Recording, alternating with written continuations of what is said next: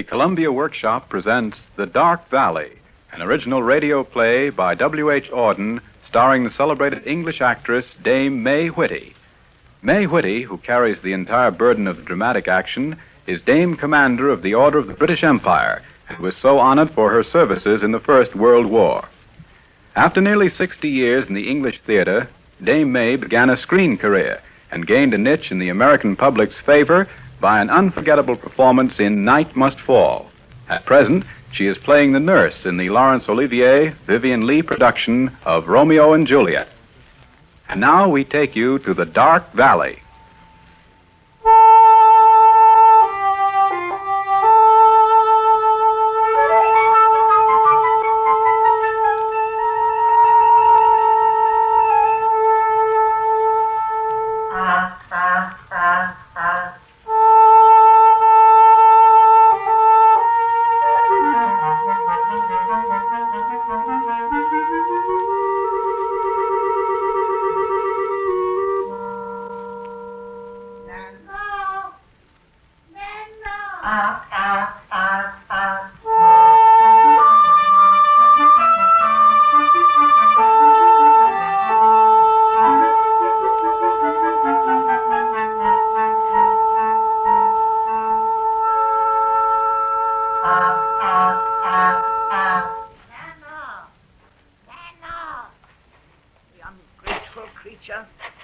If I turn my back for a moment, she takes off somewhere.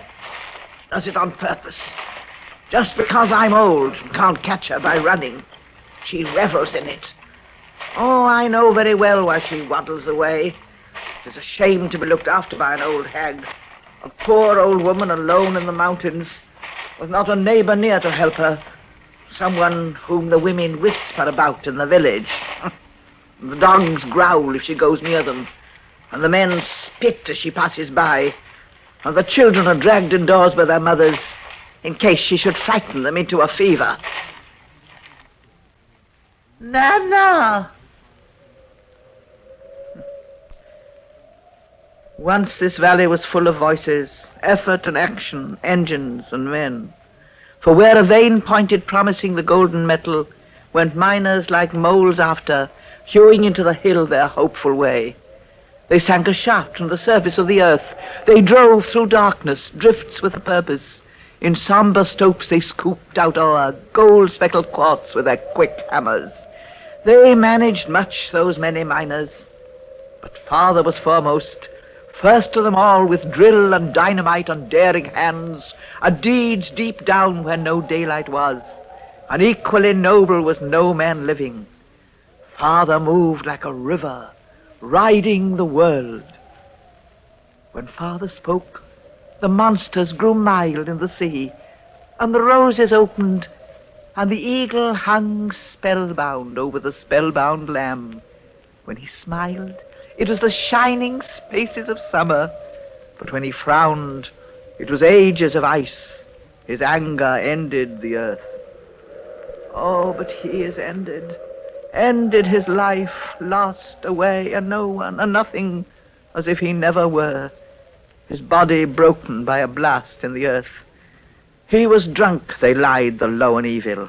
He was killed by his lack of care, the mine owners wrote, and their mean hearts were glad he was a ghost, for his greatness galled them.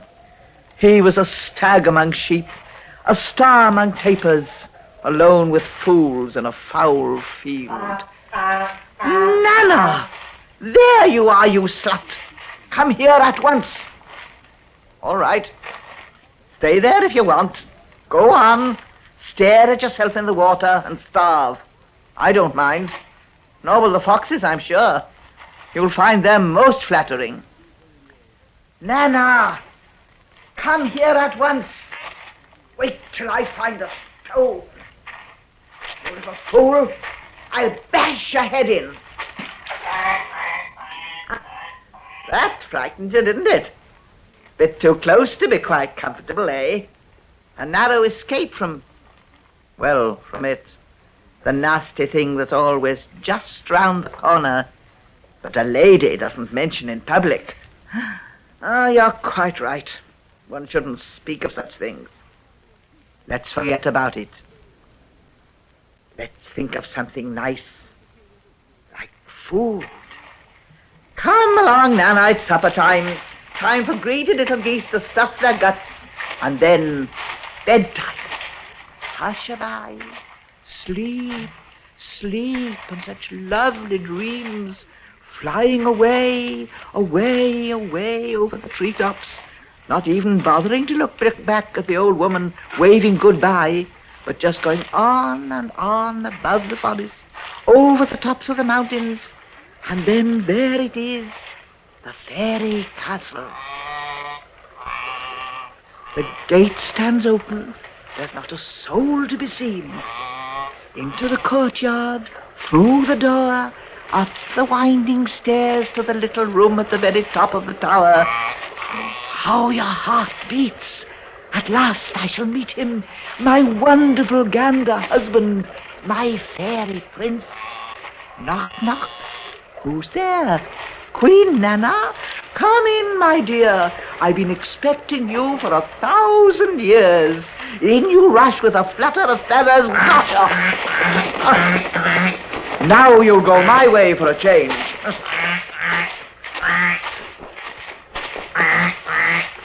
Something's funny's happened, eh? There's no handsome rich young gander standing there, but only the poor old woman you left behind. Squawking won't mend matters. Here's a nice little coop of wire netting waiting for you while I get things ready. In you go now, and stay quiet till I need you.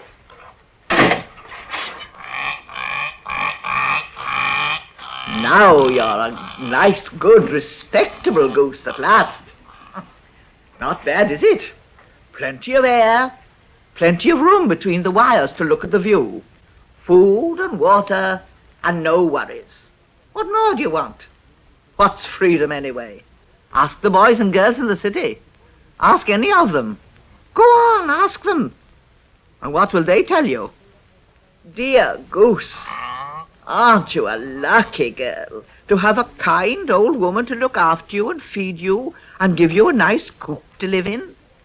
Think of all the poor, underprivileged wild geese with no roof over their heads, having to lay their eggs just anywhere and liable to be gobbled up at any moment by some horrid fox. We're lucky, too. We can read and write and do sums. Our coops have 4 walls and a roof and light and heat and hot and cold running water. And all we have to do in return is address envelopes or take dictation or pull levers, which is ever so easy, and we only have to do it for 8 hours a day. The rest of our time we're absolutely free. We can relax and romp as much as we like. No one interferes. Mustn't it have been awful in the old days, before there was any progress, before there was any science to make people safe? Yes, Nana, you're safe. For the time being, anyway. Safe until what, you'd like to know, eh? Who knows the answer to that? Do you? Shall we say until the unexpected happens, whatever and whenever that may be. And until then, we might as well go on happily with our daily routine. You shall stay here in your coop and enjoy your supper, and I'll go and get fresh water. Yes, we must have water, Nana, you know. Water's needed for everything. We die without it. We die in it, but there are worse ways. Think of all the babies suffocated in their sleep by large black cats, of all the skaters drowned in mill ponds when the ice breaks, of all the hilarious parties returning from dances whose cars skid and plunge them shrieking over cliffs. Think of all the geese, Nana. You'd be surprised at all the possibilities of hungry hawks and famished foxes, and stealthy stoats and lurking lynxes and bold bad bears, at all the varieties of clutch and claw and teeth and talon and snap and snatch. Cry your curses from the crags, cry it again, black ravens over this ruined place. I must get water.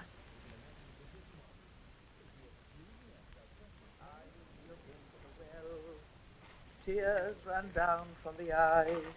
The tower cracked and fell from the quiet winter sky.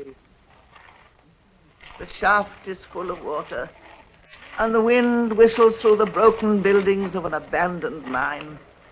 For after father died, the lode vanished. In vain they searched. The gold was gone. They got nothing. They lost heart, gave up their drilling, paid no longer. They departed poor. And none remained but mother and I on this stony farm in a stony silence. She never loved me. I knew it from the first. She was prim and pious and praying always for father's soul, and shuddered at his songs and thought him wicked and wept much. But she wanted a dummy who would drive her to church in a blue suit, bowing to the neighbors, holy and hollow and half alive. And she couldn't bear me because I was like him. And he knew it and loved me and would lift me up in his great hands, be imitating a lion roaring or a rutting stag. Water. At least we have water.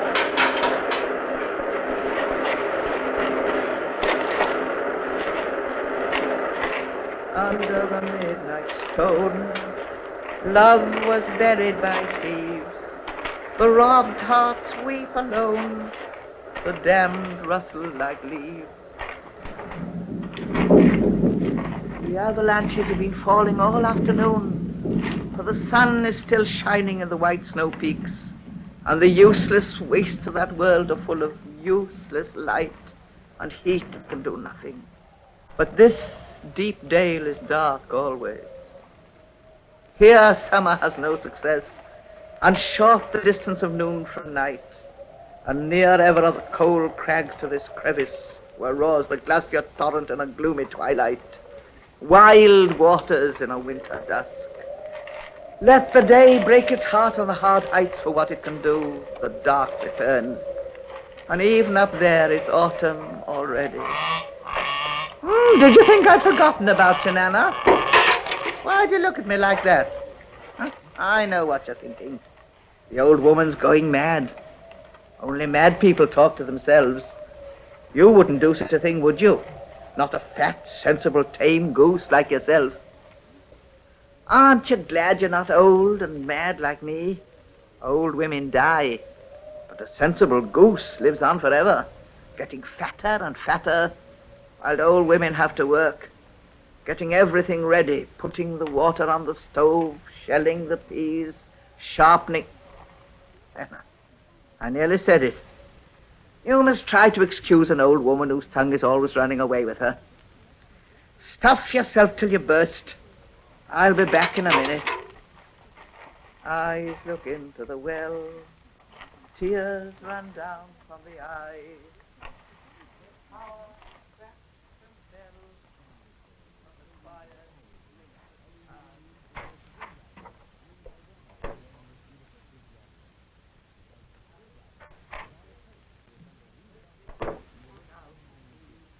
Perform that please the king, swings on the elder tree. Well, what are you fussing about now?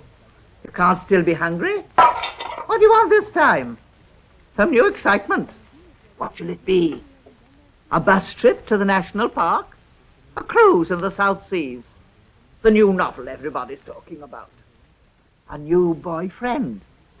After all, you belong to the younger generation, and I'm only a silly old woman with old-fashioned ideas. One must keep up with the times, Nana, unless one wants to become just a back number. Still unsatisfied? What about some fresh green peas, then? Ooh, sulky. Then a pretty little mountain primrose. It's a shame that you're kept shut up in a wire coop when every girl nowadays has a latchkey and goes to college and knows how babies are born. The youth have a right to a good time. Are you jealous? Would you like to go down to the village hall one evening and play with all the other boys and girls? I'm sure they'd be delighted. And they wouldn't mind your being a goose a bit. The young are so tolerant. They'd think you just too cute. You'd be the belle of the evening. And what would you think of them, Nana? Would you think them wonderful? The heroes of a new age, the brilliant free thinkers, the great lovers? No. Even a goose wouldn't take long to see through the noise and nonsense to their frightened, barren little hearts and heads. Even you would soon discover that for all their pretense, they think love disgusting. To read about it and photograph it, to talk and titter is one thing, but to touch a real live person, only soap and bath salts and shaving creams and face creams and skin tonics and hair tonics and breath sweeteners and perspiration removers and nail files and eyebrow tweezers can make that bearable. And even then, it must be just the right hour and the right room and the right clothes and the right sofa and the right temperature and the right moon and the right music and the right liquor and the right words. Oh, but it was otherwise, Nana, when I was born. Then love was a god who drove men mad. Girls kept it a secret, for it was danger and death, and many died, drowned in streams, or stoned, or burnt, or buried alive. No one spoke of freedom then on this farm. There was no radio or magazines or movies or romantic novels or picnics or drives or dances. And Mother watched every movement I made, afraid that Father's passionate love would appear in his daughter. For the God of love was Father's friend, yes, and mine. Mine also. He was the God that helped me defeat my mother and made her blind and never betrayed me. For he came to me in secret on soft feet. Like the wind through the keyhole he came to my chamber. He came at his will through windows and walls, and the watching eyes were ignorant of his presence. In the yard or the kitchen, cooking or washing or feeding the hens or helping in the field, he was suddenly at my side, and I shook with joy, for his arms were about me, and my beauty his. He never spoke nor said, "I love you," nor told me his name, but I knew he was noble, with the blood of a prince and a prince's favors, clear-eyed as an eagle, though he hid his face. And when he went away, the world was empty. He kissed me farewell. I watched him stride up the mountain valley and vanish forever. And all clocks stopped as the clouds hid him. Look up, Nana! Look up! There he goes! Do you see him? The new man in his new machine. Applaud him, Nana! If you're lucky, he might even wave at you. Yes, sure enough, he is waving. Shout yourself hoarse. Show him that even the geese know he's the Lord of creation, the master of matter whom the winds and waves obey.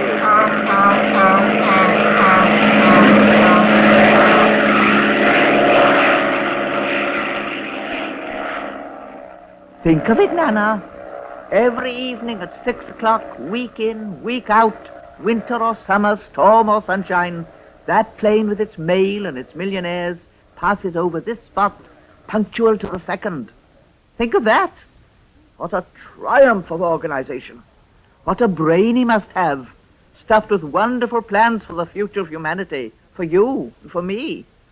For nothing so small as to beneath his notice, you know. He thinks of everybody. We are all free and equal, he says. We all have a right to do our share in the government by answering questions and filling up forms. All of us, even geese. Even your existence, Nana, is recognized in the capital. Some official has you down on a file under geese, domestic, along with gelatine, geldings, gems, gentians, gentlemen, geraniums, gufalcons, Germans, germs, germicides, and geezers. As a statistic, you exert immense influence. Professors use you in university courses. You help columnists and economists in political profits. You win debates and defeat governments. You turn the scale for peace or war. Aren't you proud of yourself? But you mustn't think he's only a brain, a dreary bookworm, weedy, weary, and wan who reads all day and never goes out of doors or takes any exercise. Oh, dear, no. He's not like that at all. Can't you hear him down there in the forest, hunting the wild boar with horns and hounds? Nothing delights him so much as sleeping in log cabins or under canvas, or cooking canned food on a campfire, or saying would ye to his wife in a stony wilderness. But what do these hunters hope for, Nana? These sensitive lives from lighted cities. What shall the wilderness whisper in their ears? What secret do they seek in the shadow of the fir trees? What is it they ask of animals of stones on the cold streams and the calm hills? What is it, Nana? They know nothing. They're only tame geese on a wild goose chase. Listen to the lifeless longing for life, the lost and learned looking for their home. But nothing they ran after shall they ever find. The lions leap aside in the valleys, evading their visions. Quickly into a quiet their quarry escapes. The unicorn wanders away. The treasure lies hidden under the stone. The precious gold is at peace in the rock. And echo will not answer when they ask for help. The clouds are gathering round the granite peaks, and the black storm broods above, preparing to loose its rain on a ruined race.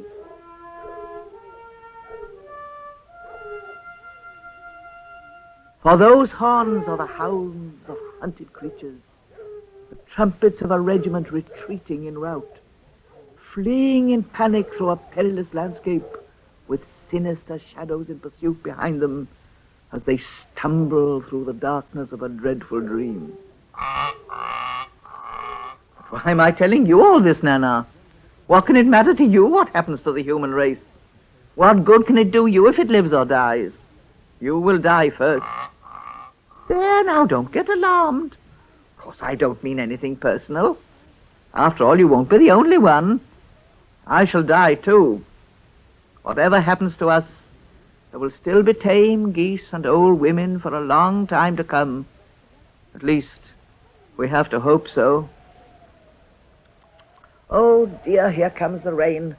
I'm afraid we shall have to interrupt our little chat. Old women aren't like geese, you know. If they get wet, they catch cold and die. And then who would look after poor Nana? So I must go indoors. Never mind. It's only going to be a shower this time. I'll be back as soon as it's over. By then, I ought to be about ready. Nana, soon it will be yours.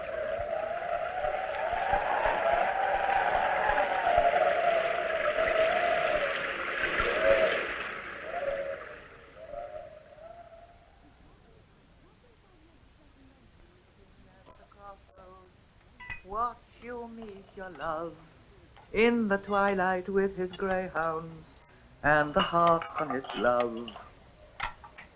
Cross the silent empty ballroom, doubt and danger past.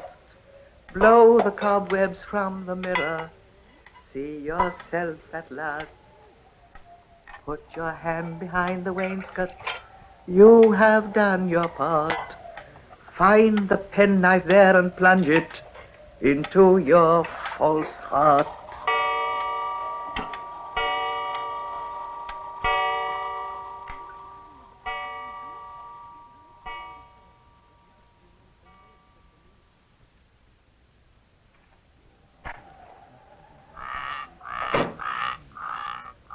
Yes, Nana, I'm coming.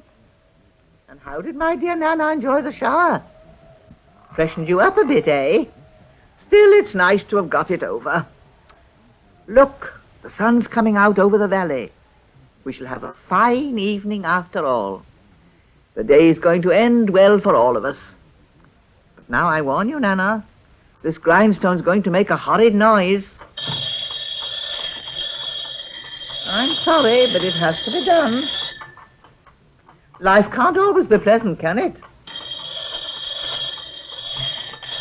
Geese have to hatch eggs and grow fat, and old women have to sharpen knives. What for? Why? You may well ask. But who knows? Why are we alive? Why don't we die?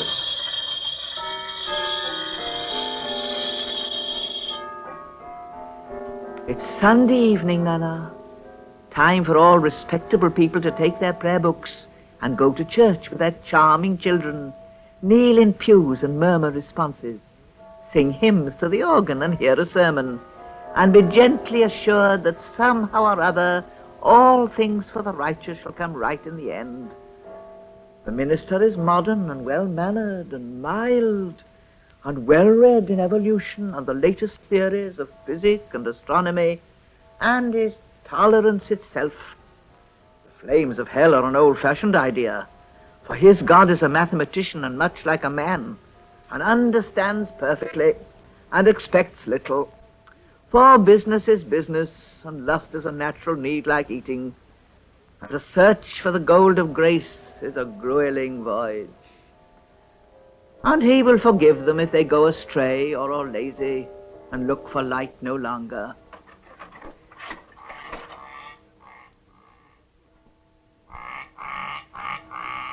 For the old Father Earl is proud of his pretty world and takes her on his knee, Nana, as I take you now, and strokes her back, smiling till she squirms with pleasure, and feels with his fingers in her feathery neck, and calls her his daughter, and his dear darling, his treasure, his princess, his precious goose. And she looks into his eyes, and is ever so happy, for the sunset is beautiful, and the bells are ringing. So she wonders a little why his loving hands are gripping so tightly that she gasps for air. Father, why? What is the matter? What have I done? Father, why are you looking so fierce? Father, don't you remember? I'm the world you made. Father, I'm so young and white, I don't want to die. Father.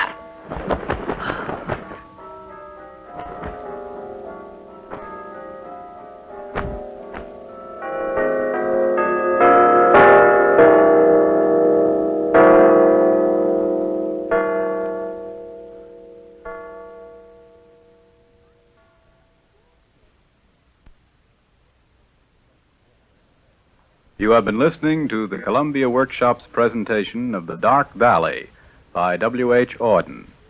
Dame May Whitty spoke the lines of the old woman. Brad Barker assisted in the production, which was directed by Brewster Morgan. Special music was composed by Benjamin Britten and conducted by Bernard Herrmann.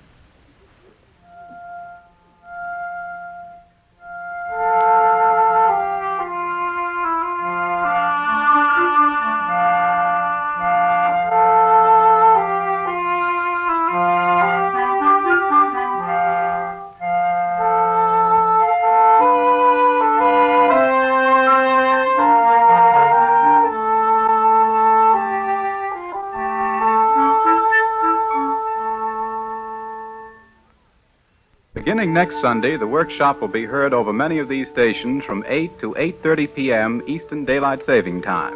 Next week's drama will be called No Complications by Louis Estes, a writer whose work is new to the Columbia Workshop. A forceful dose of slapstick, based on the old formula of exposing a sympathetic but bewildered and seemingly impotent character to a series of awful and inexorable circumstances, some of which are hurtful and humiliating to him and hilarious to us. This is the first time the workshop has indulged itself to the saturating point in pure slapstick, a hospital scene primarily with all the mad rushings around that are characteristic of Keystone comedies. Our hero, a Paul Bonnell, is pushed around by a collection of doctors, nurses, and cab drivers and bass viol players. There is a certain amount of chronological sequence to the rampages of the story, but beyond this there is no structure whatever, and none seems to be needed. This is the Columbia Broadcasting System.